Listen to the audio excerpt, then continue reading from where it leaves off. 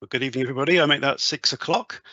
A very warm welcome to everybody attending this webinar this evening, and thanks for joining us to hear more about the Chippenham One Plan. My name is Matthew Kirby, and I'm the Director of Community Services at Chippenham Town Council, and we are one of the members of the Chippenham Town Centre Partnership Board. Slide, please. So just a little bit of housekeeping for you this evening.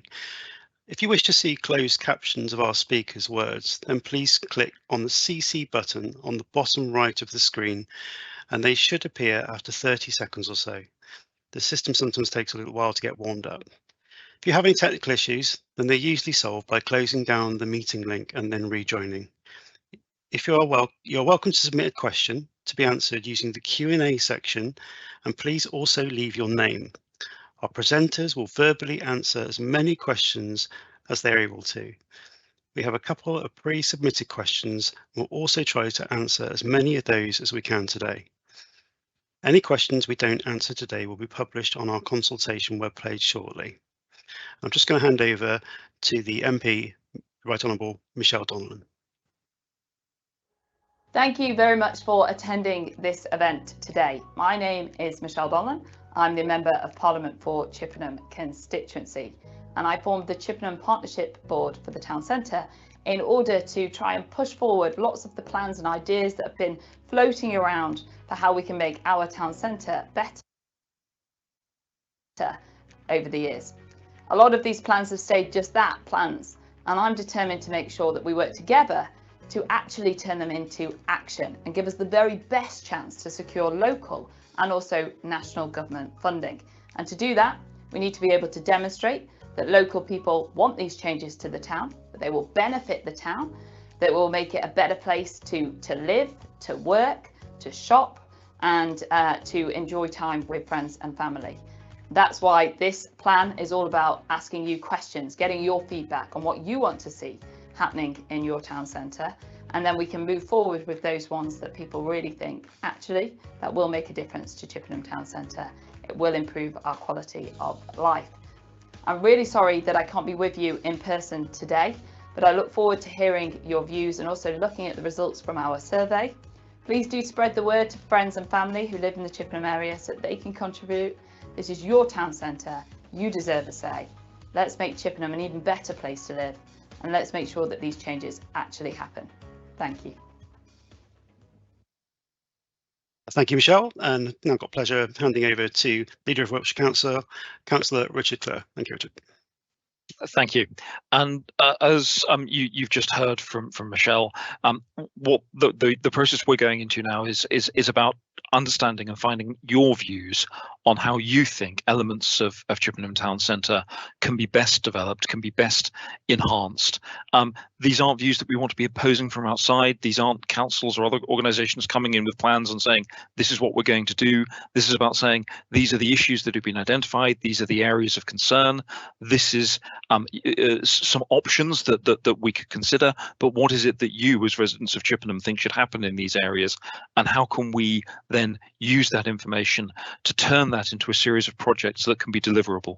One of the big issues that I think we've had in Wiltshire over many years now is we've developed grandiose plans for our large towns and for Salisbury, and these plans have been so grandiose and so expensive to deliver, they've made themselves undeliverable by dint of their scale. We're trying something new.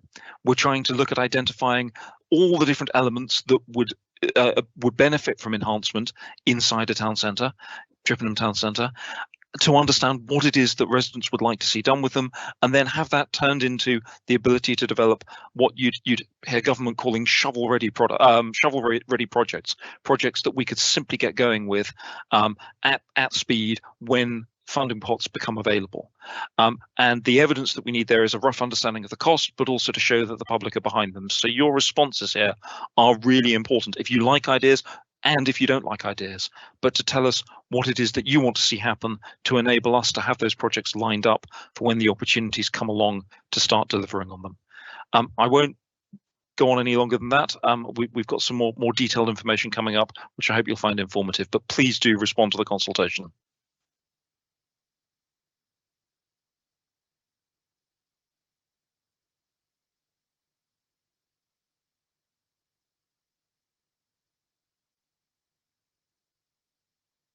Go for it, Dave.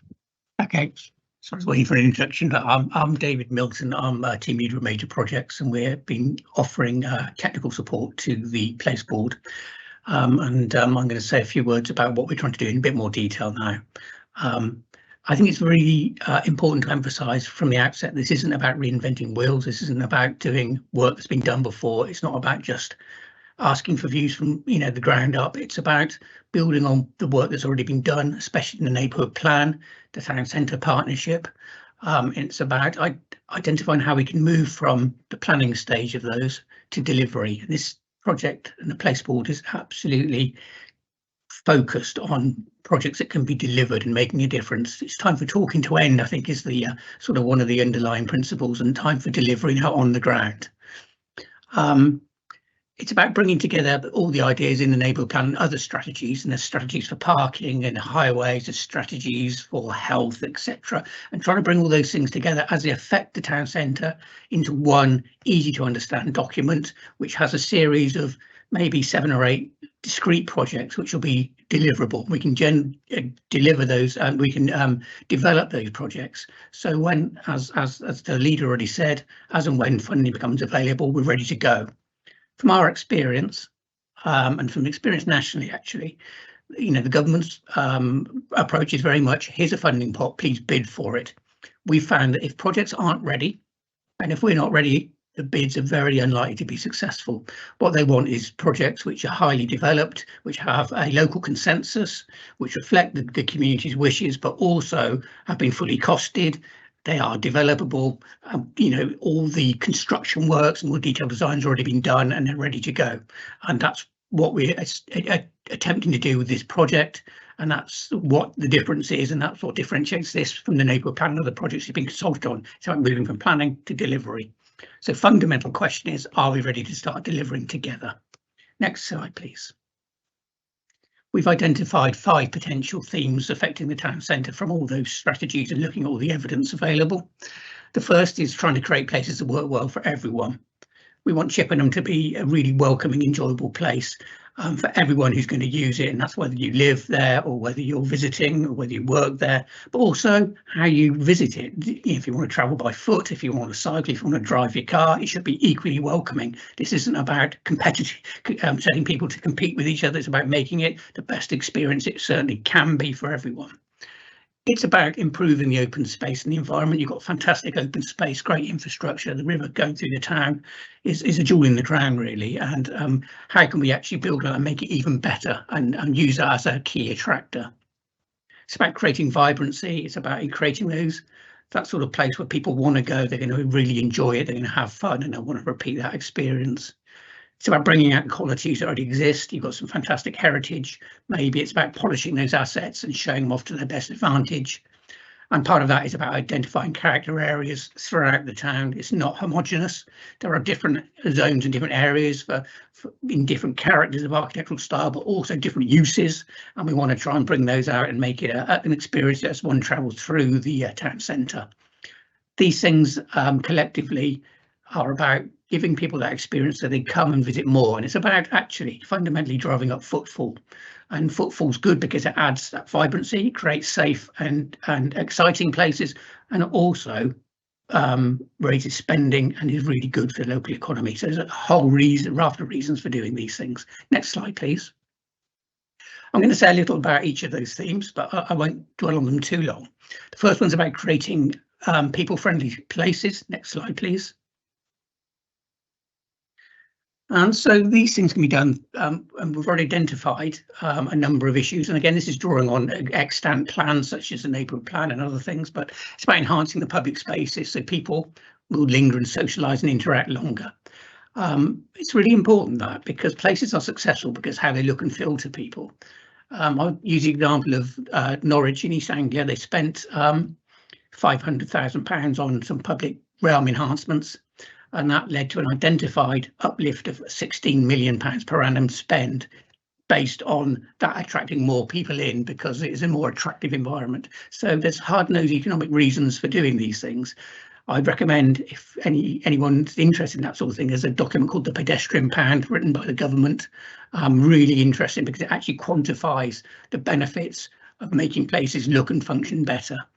So it's about improving the experience of how you get into town, whether it's walking, cycling, or as I say, whether it's by the car. You want to park commodiously, do what you want to do and get back to your car and leave easily. And that goes to cycling and pedestrians. It's not about a competition. It's about making it easy for all users. So it's about reducing maybe the dominance of the car, maybe balancing it, but it's certainly not going to be anything like an anti-car agenda. Greater use of existing green corridors, and you've got some great open spaces, and it's about making use of those and actually making them more of an attractor and more of a place where people come and dwell rather than just visit or pass through on the way somewhere. Come next slide, please. So the second theme was improving open space and the environment. And the next slide, please. So the board's really keen to celebrate and capitalise on the town's relationship with the river and the countryside. And one of the key policies in your emerging neighbourhood plan for Chippenham is to deliver a river park or a green corridor project. And I think we've got some potentially exciting news, and we've got Andy Wallace today from the Environment Agency, and they've joined the project, the partnership board, as members. And they're looking at potentially exciting ways of accelerating the delivery of that Green Corridor project. So I'm now going to hand over to Andy Wallace. He's going to say a bit more about that opportunity for you tonight. Over to you, Andy. Thanks, Dave. Next slide, please.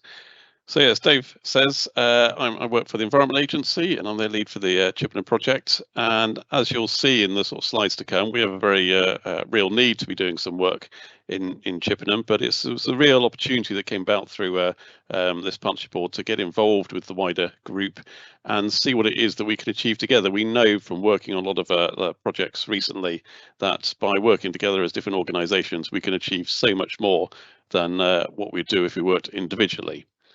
So next slide, please. And next slide again. This is the key reason we're in Chippenham, and those of you who are in Chippenham will recognise this view, no doubt, of our wonderful sluice gate and weir that we have just by the town centre.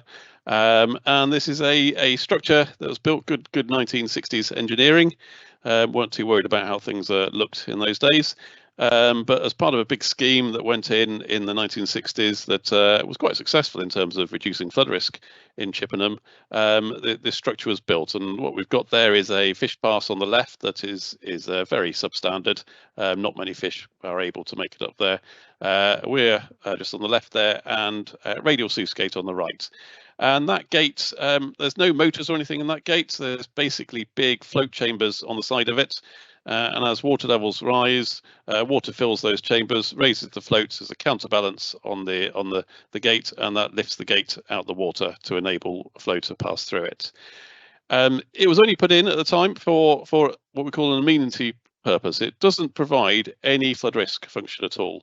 In fact, exactly the opposite, as I'll show in a minute. It's just there to provide an amenity water level, by which I mean providing a fairly constant water level over a variety of flows upstream. That was the sort of want at the time, rather than something a bit more natural.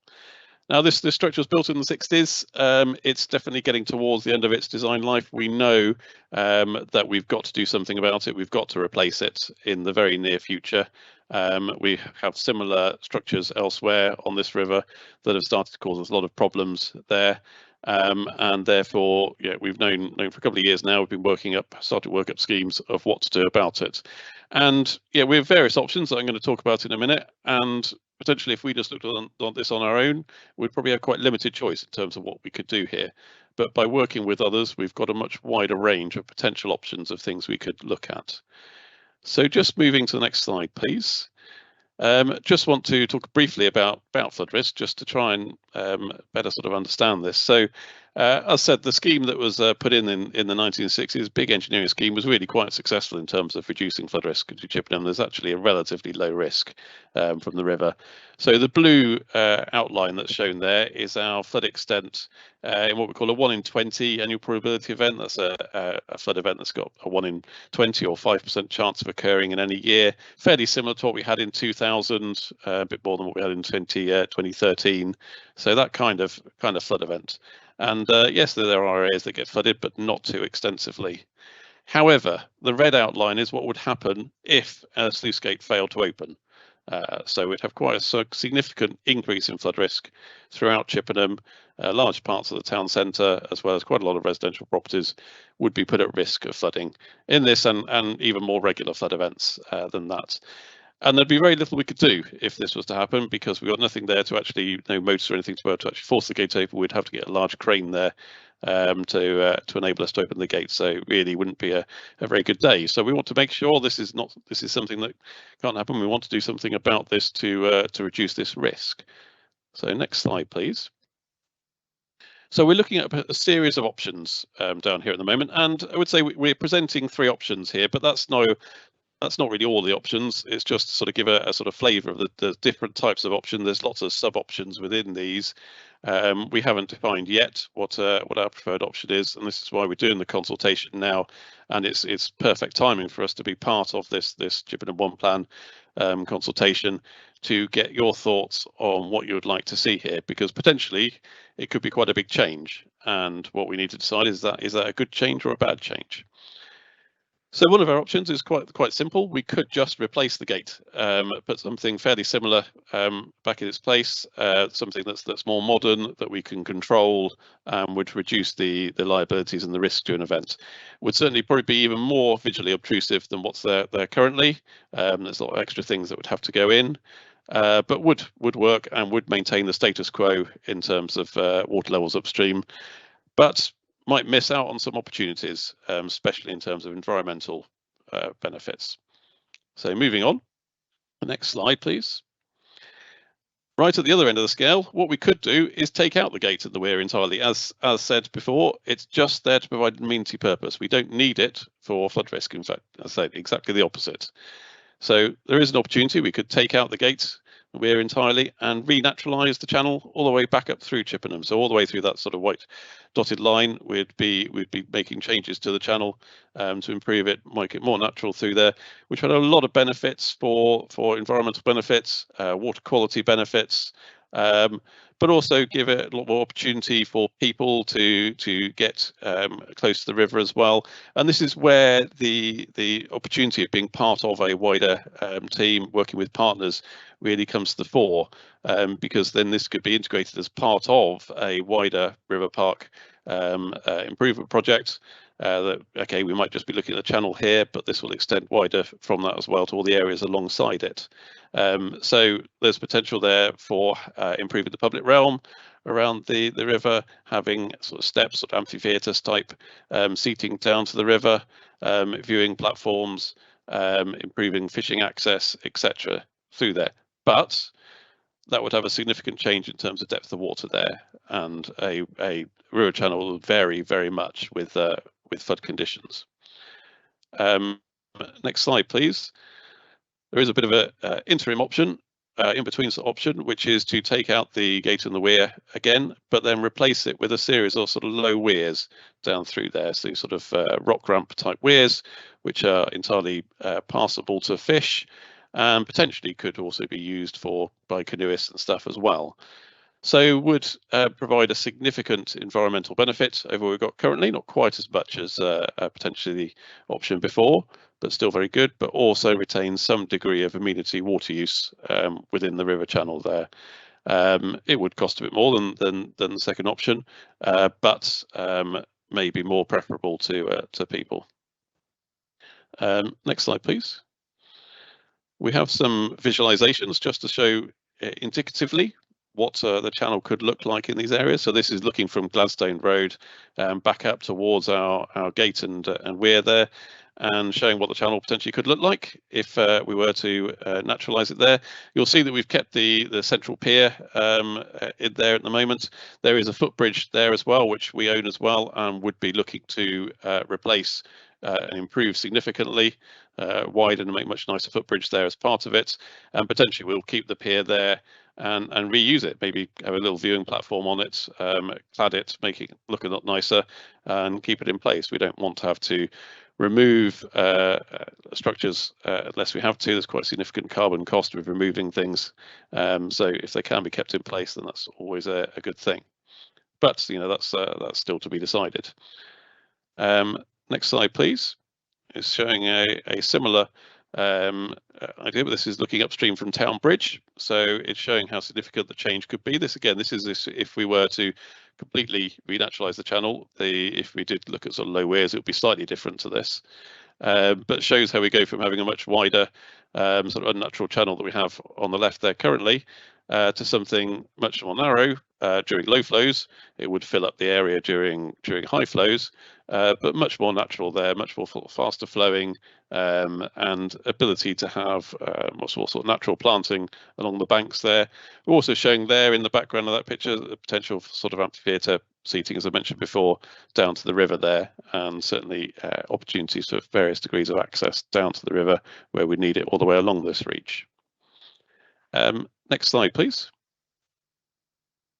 And this is again just the last one. This is a bit further upstream, just showing getting further up towards where the canoe club is now, by which point the impacts start to be getting slightly less, but still opportunities for improvements along the banks there. Next slide. Just showing a couple of cross sections here, just to try and visualize what we're talking about in terms of changes in water levels. The top cross section is upstream of the existing sluice gate and weir, and the blue line is what our water level is currently, and the lines at the bottom are what it would be if we changed to a different option there. And as you'll see, that's quite a dramatic change. We're talking about a drop in water level of 2 meters or so there. But as we go further upstream, obviously that becomes less and less the impact. So by the time we're further towards the sailing club, canoe club, we're talking about a drop in water level potentially of 1 meter or so there. And there's some options in terms of how we do that with weirs and stuff there between those, but that's the sort of degree of impact. As we start to go further upstream than that, the impact becomes even much less than that. Next slide, please. This is just showing the similar thing, but as a long section through the river. So the bottom line is the river bed through here, and the blue line at the top is basically what the water level is during normal sort of low flow conditions, I should say, with the sluice gate in place at the moment. As you see, we retain basically pretty much a constant water level all the way up through Chippenham. And what we would do if we were to change that would be the lines you see beneath there. So as you see, potentially quite a significant change if we were to do that. A lot of potential benefits, but quite a major change, especially for users of the river potentially, although there are a lot of things we can do to try and mitigate that as well. So next slide, please. Where we are at the moment, we're just looking to identify our preferred option, or maybe options, this summer, and do outline design of that over the rest of the year. Move on into detailed design next year, but crucially what I want to get to there is we are looking to construct something in 2025, 26, so only 2 years time, and that's something we've got to do. It's not we don't have a choice of doing nothing here. We will be doing some works on the river in Chippenham, but the question is what it should be, and that's where we want your involvement to help us steer that and make sure we deliver something that is truly to the benefit of the residents of Chippenham. With that, I'll hand back to Dave for the rest of the presentation. Thanks very much, Andy. And I think that exemplifies how the work of the partnership board is already fomenting some interest. You know, it brought the Environment Agency to the table, and I know there's some significant landowners. So that's one way that you can actually act as a catalyst to deliver some of these projects rather than just talk about them. And that's really positive. Thanks, Andy. So creating vibrancy, which was the third theme. We'll just say a few words on that. Next slide, please. We use these words, we bandy them around, don't we? We need a vibrant town centre, but we need to really agree what that means. And we think from best practice, really what it means is giving both residents and visitors an experience when they visit Chippenham, which they really enjoy, they really want to do again and repeat, and they really want to recommend to others. We think in a nutshell, that's what a vibrant town really is. So next slide, please. So to do that, we want to help make the evening economy even stronger. It's great at the moment. It's great that you've got a purple flag, which means it's a very safe environment. A lot of town centres don't feel that safe after dark, but you've got the purple flag, which is great, and it's about building on that success and actually broadening the offer. So there's plenty of food and beverage and that sort of thing to do, and plenty of activities for the evening to keep the town vibrant. The more people that we have milling around, actually the safer place is. It shows it's sort of called passive security. Town centre regeneration schemes. There's some fairly large, significant landowners who are already part of the programme, the programme team, and they're already quite keen to have dialogue about the options for regeneration of some major sites, and that could be a quite exciting catalyst again. Making better use of upper floors within the town. There's a lot of listed buildings, a lot of which may be vacant, and there's going to be an assessment to see what percentage of those are vacant and why, and then negotiating and liaising with landowners and landlords and say, what can we do to help you bring those back into use? One thing we could do would be to actually have living above the shop, have residential there, and that's really good because it does attract vitality and vibrancy. The people who live there will be likely to use local services and local facilities, but also it's a win-win because it also alleviates some of the pressure for building on greenfield sites on the edge of town. So actually bringing some of those back into use. So there's a range of projects to encourage and sort of try to deliver vibrancy in Chippenham. Next slide, please. Fourth was about bringing out the qualities. I always use this phrase, but Chippenham's blessed with great bone structure. It's got a lovely areas of built environment. And it's about capitalising on those and polishing them, lifting the veil, and making even a better asset. So what can we do to actually showcase those and use them even more effectively? Next slide, please. And that's about, enhancing, for example, the appeal of shop fronts. Is there something we can do around that? Kelso, border town, Scotland, introduced a shopfront guide, and they also managed to secure a fund to support shop owners in enhancing their shop fronts, and that led to up to a 20% increase in footfall in Kelso because people just found it a more attractive, pleasant environment to go and engage with. Enhancing of the public realm, that sort of thing. Way places look does actually equate to their success. It's that basic, we can make Chippenham even better, even nicer to experience. You'll get more footfall, you'll get more spend, and it's an upward virtuous circle. Next slide, please. Why are we doing this? I've already touched on a couple, but there's lots of reasons. It's not just about it's nice to do. It's about trying to deliver what the people have already told us through the neighbourhood plan and other initiatives. But it's also cold, hard-nosed economics. If a place is attractive, it does function well, it is a great experience, it will attract footfall and it will drive up spend, and that's good for all of us. So there's a number of examples I've already given. Another one was Pop-Up Brixton, which basically was a series of shipping containers which were repurposed, made into shops, vacant units, and that actually attracted over 1.6 million new visitors and 47 new businesses and 200 jobs. I mean, that's Brixton, but it just shows you what can be done with some initiative. A lot of those spaces were taken by local artists and artisans who could do their work in public and sell directly to the public. Next slide, please. So just to summarise, this is about enhancing this beautiful town of Chippenham sensitively. It's not about changing it into something else. It's about building on its strengths. It's about creating experiences that attract people and experiences they can repeat, but also a changing range of experiences, those sort of festivals, pop-up events, those sort of cultural events that really attract people time and time again.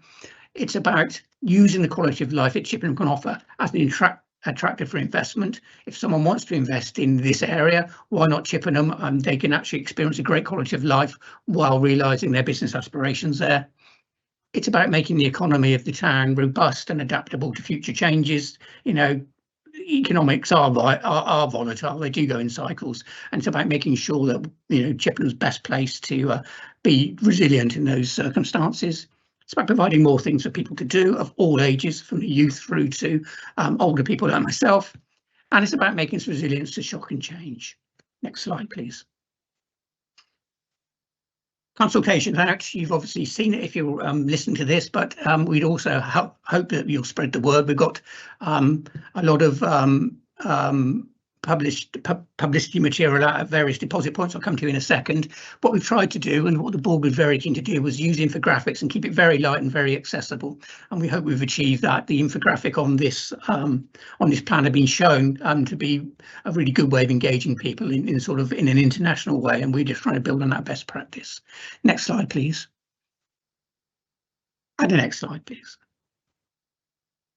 Okay, so our timetable, we're now consulting you and want to know if there's the questions we're putting to you in the questionnaire are the right ones. You know, as I said this morning, we're quite prepared to be wrong about everything. We want to listen to you. It's your town, and we're not going to impose anything, as the leader said. This is about listening. We think we've interpreted the neighbourhood plan and those those aspirations correctly, but please let us know, and also let us know any other opportunities that we're missing. We will then analyse all the consultation feedback. The consultation goes on the 6th of June. We'll then analyse that feedback, and we'll produce a report which will show you how we've listened, how we've interpreted what you've said, and how we're going to change the one plan as a result of that. We'll then publish the one plan, the board will, and then we'll get on with the job of delivering those projects. And I think that's absolutely key. Enough talking, more delivery. Next slide, please. So we said there's a number of events. We are trying to really reach out. This isn't about one event in a cold village hall. This is about trying to reach out. So we are doing a great deal. We've got drop-in events at the Borough Parade and the Olympiad and the library. We're online. There's hard copies in the MP's office, the council offices, the town hall, the library, etc. What we implore you to do is please spread the word. We want as many people to engage as possible. There's no wrong opinions about this. It's only the opinion that's not expressed is the one that's regrettable. Okay, next slide, please. So that's it from me, Chairman. Thank you for the opportunity to speak, and we obviously welcome any questions. Thank you. Thank you, David. Thank you, Andy. And that's really great presentation from you there. Do please feel free to use the Q&A box on the side. I just noticed we've got a couple of questions come through. I'm going to, first of all, we've got 2 written questions. I'm just going to go into those first. The first question comes from a Mr. NJ Parry, and this is in 2 parts. The first part is, given that public money is somewhat under pressure, could you please clarify if this plan will go ahead without the planned sale of county farms around the town?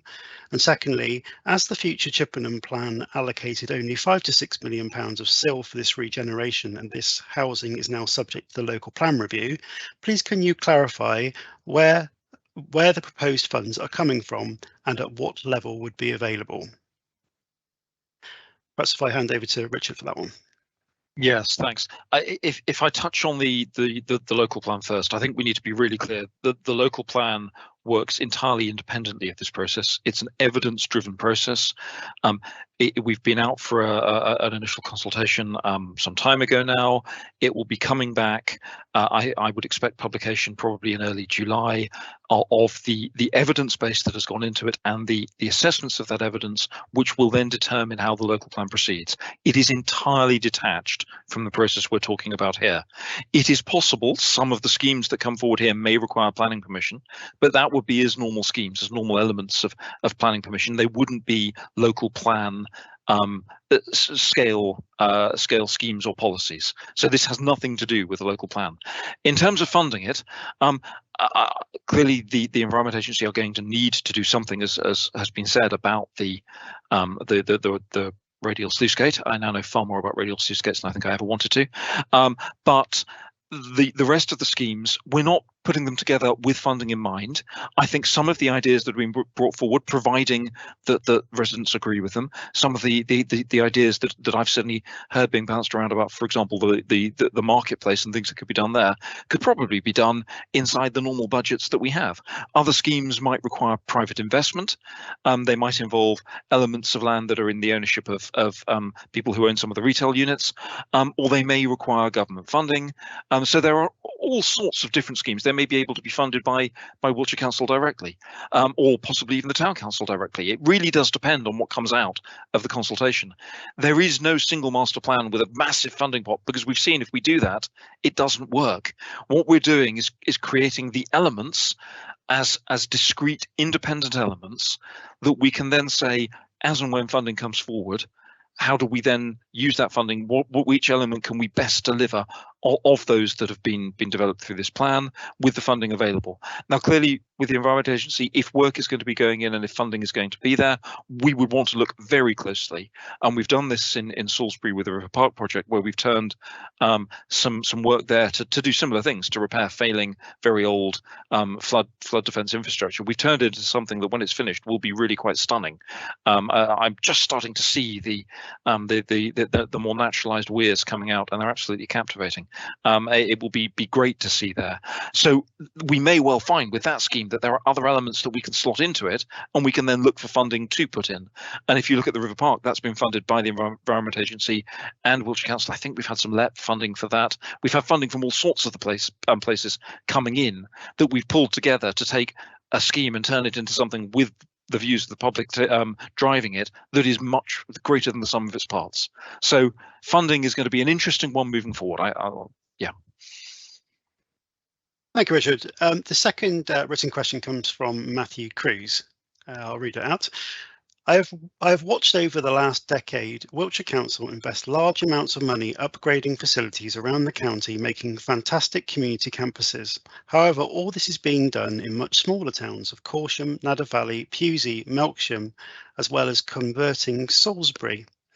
I've also heard nothing of ongoing plans to redo Trowbridge, but nothing for Chippenham. The Olympiad swimming pool in particular is poor and has continued to decline in condition to its sorry state now. Our town swimming club is extremely successful and will be commemorating its 150th anniversary in 2027, making it one of the oldest in the country, and the facilities on offer do not serve justice to such a historic club. The pool itself is inadequate to train in, and you can't compete in it due to the shambolic design. It is almost the most expensive pool the club hires to train in. As it is the most expensive and has the worst facilities, it is little wonder the club only trains there once a week, with the rest of the time being spent at other facilities. The Masters squad itself exclusively trains at St Mary's in Calne. This is a major issue that the club is having to train at several other locations outside of the town because of the poor state of the pool. I fear this is also affecting the accessibility of the sport itself, with swimmers having to travel outside of the town to take part. I wrote to the council and they gave a generic response of investing in our centres, which is all well and good, but investing in the sorry state of the Olympiad is like putting a plaster over a gaping wound. I would like to know when we will look to replace these facilities to actually serve our residents and stop watching other local towns have millions of pounds of investment and not for the third largest town / city in the county. Perhaps is that no one for Richard there? I think it definitely is. I think some of the points made there are very fair about the campus programme. I'm not sure I would agree with everything that's being said about the current state of the Olympiad, but I take the point that it is it would be perhaps classed as elderly if it were being classed by the NHS. Yes, the campus programme has seen some new facilities put in place. I think there might be some questions about whether some of them were perhaps entirely the right choices in terms of the scale of a facility and the locations they went in, but they're there. I think, for example, Melksham has the Christy Miller Centre in Melksham got to the point where it had to be demolished. It became a dangerous, unsafe building. So reprovisioning leisure in Melksham was absolutely critical because it left no leisure centre there in what is Wiltshire's fourth largest town. Trowbridge has got its leisure centre being replaced. We've got a plan that is being finalised in terms of identifying a viable site at the moment. We're doing that because the swimming pool there is literally on its last legs. It's got about 4 3.5, 4 years left of life because of decay to some of the steel structures that were used in creating the swimming pool. I don't think anyone realised at the time, but the various chemicals used in the water have had an adverse effect on those, and they will get to a point where that will be unsafe. So we are looking at rebuilding a leisure facility inside Trowbridge. Chippenham would be next on the list after Trowbridge. Trowbridge, we are aiming to have something coming out of the ground inside the next 2 years. We will then be looking at what we can do with Chippenham. I'm acutely aware that it's an old facility. It's a facility that was built for a town that was somewhat smaller when it was built. The town has seen growth. All our towns are seeing growth. Government requirements on housing mean we've got growth everywhere, and it means that those facilities need to continue to be upgraded. So we will be looking at how to do that with Chippenham. I suspect the answer, and this has got to be a properly evidence-based process. One of the issues with the campus program is it was everyone should have a shiny leisure centre, which is great, but you actually need a business plan behind it that means you've got a viable leisure centre that you can keep running and provide the services that are needed in that area. So I don't know what the answer for Chippenham will be with the leisure centre. I don't want to pretend. I don't want to guess. What I will say is that as we get the Trowbridge one developed and underway, that same team will then be moving on to Chippenham to start looking at what we can do to provide Chippenham with an appropriate leisure centre moving forward. It is not going to have an Olympic-sized swimming pool, I suspect. They're incredibly expensive to maintain, but it will need to be something that has facilities that are appropriate, but that are in line with what residents want, what residents of Chippenham want. And then we're going to have to do the same thing with some other leisure centres across the county. I think probably next on the list would be the Amesbury-Durrington ones, which are also old, but Chippenham's probably a little bit older and in more urgent need. Some others are getting investment. So Devizes is again, it's an elderly site, but some investment going into that keeps it up to a standard that people seem to want there. Thanks very much, Richard. That's really helpful. So I'll give you a little break now. I think this is definitely one for Andy. This is obviously one of tonight's questions. This is from an anonymous. With options 2 or 3 for the weir replacement, will there be enough water left in the river for any sensible amount of dinghy sailing as currently enjoyed at the Sailing and Canoeing Club site? Yes, thank you for the question, and this is sort of one of the key elements of the options that we've been investigating and certainly talking to the Sailing and Canoe Club about, and trying to understand the amount of sailing that actually still happens there, because yes, it will make it harder, not just because you've got a slightly reduced water level, depth of the water, but also it will be flowing a bit faster than the water that's there currently. So it would make sailing harder. Not to say it won't make it impossible there. The other thing that's to consider there as well is certainly with the amount of planting that's going in the area, which is fantastic. The town council is doing a lot of planting too there. Obviously the amount of wind that's getting into the river is being reduced significantly, and as we drop the water level, that will get even less down there. So I can't try and avoid the subject that if we did those options, it would make sailing harder there. On the converse, it might make canoeing more interesting, in that you'd have sort of more exciting canoe opportunities through there, a little bit more white water, expose some of the riffles that are upstream that the canoe club like to use when they get the opportunity. So, but certainly from a sailing perspective, yes, I think we have to say that it probably will make things harder. Thanks, Andy. Thanks for that. Okay, the next question relates to this sort of the setup of the town partnership board itself. It's from an anonymous. It says, please would you let us know all of the local stakeholders that have been asked to contribute to working up the options, please. For example, Wiltshire Wildlife Trust, WCA, the CPRE, the Canal Trust, Zero Chippenham, Wessex Water, GWR, Fairsaver, NHS, etc. Or is it just those listed at the bottom of the slides? Thanks. Shall I hand that over to Richard? Go on. I think I should take that one. You think I should take that? Yes. I think. Sorry, am I? I'm not sure I'm live. Yes, I'm live now. Yeah. Sorry, I think I should definitely take that one. Right. The Chippenham Town Centre Partnership itself, the Place Board, has been set up with a defined group of stakeholders. Those are the Town Council, Wiltshire Council, landowners who've got property in the town centre who we would need to be working with to see any development happen, so we can make sure we understand what it is they're willing to look at and anything they're not willing to look at, because there's no point in consulting on things that cannot happen. The Environment Agency, the town team. That's the group that is overseeing this process, but that's not just the group of people who've been involved.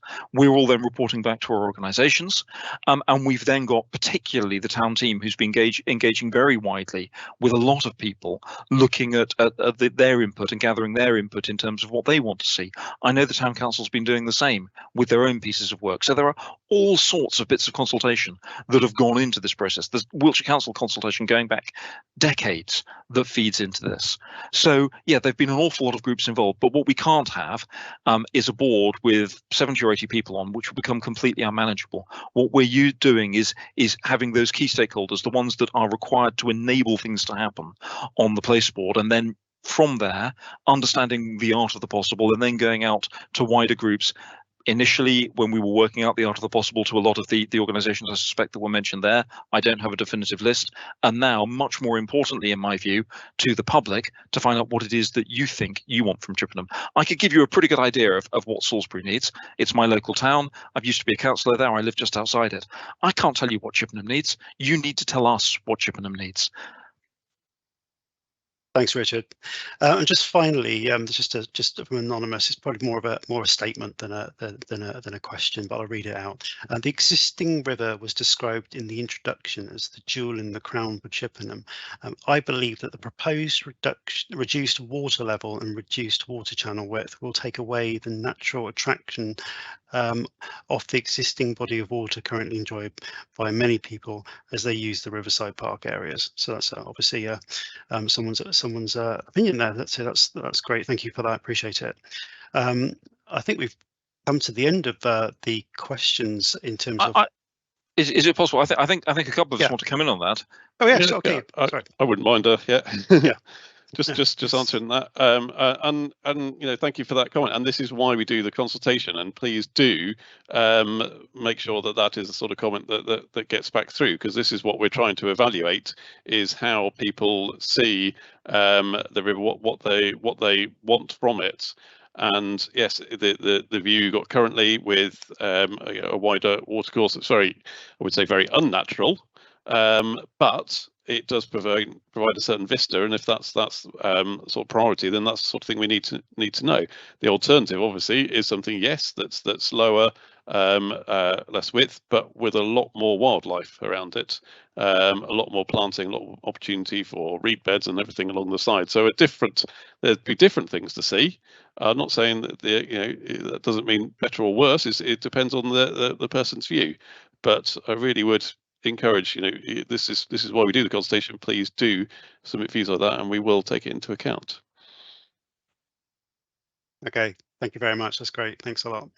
Okay, so I think we've sort of exhausted the questions now. Just before I hand over to Richard, just to make sure that we've all got our pack here of the Chippenham plan. We can encourage you all to fill this in, because like you say, we are completely we're really excited to hear the feedback from the public. You say it's your town, and we really want to encourage everybody to have their say. But I'll hand over now for some final finishing remarks from Councillor Richard Clear. Thank you.